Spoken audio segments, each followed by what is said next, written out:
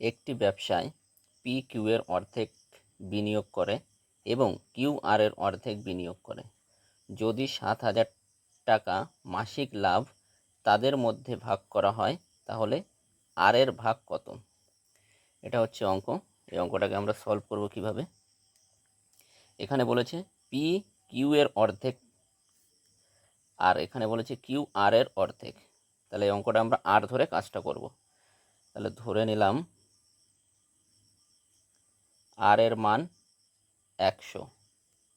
আমরা 100 ধরে অঙ্কটা করব। তাহলে আর এর মান যদি 100 হয় তাহলে কিউ এর মান কত হবে? অর্ধেক হলে 50।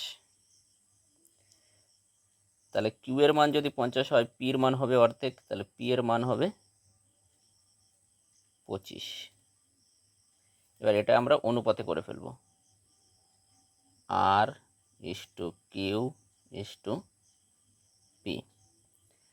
তাহলে আর এর মান 100, কিউ এর মান 50 আর পি এর মান 25। এটা অনুপাতে ভাঙালে কত হবে? 25 দিয়ে যাচ্ছে তিনটেকেই, তাহলে 4:2:1। এটা আনুপাতিক যোগফল কত হবে আমাদের? 4 + 2 + 1, 4 আর 2 6 আর 1 7, 7 ইউনিট। আর বলে দিয়েছে তাদের লাভ হচ্ছে 7,000 টাকা। তাহলে আমরা বলতে পারি এই 7 ইউনিটের ভ্যালুই হচ্ছে 7,000। তাহলে 7 ইউনিট এর ভ্যালু যদি 7,000 হয়, আর আমাদের অ্যান্সার চেয়েছে কত? আর এর মান কত? তাহলে আর এর মান এখানে আমাদের কত আছে? 4 ইউনিট। আর এর মান রয়েছে 4 ইউনিট।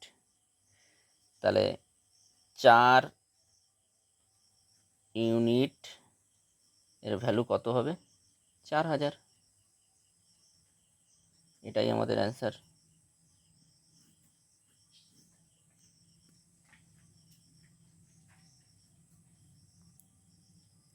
তোমাদের যদি অঙ্ক করার প্রসেসটা ভালো লাগে তাহলে লাইক কমেন্ট করো।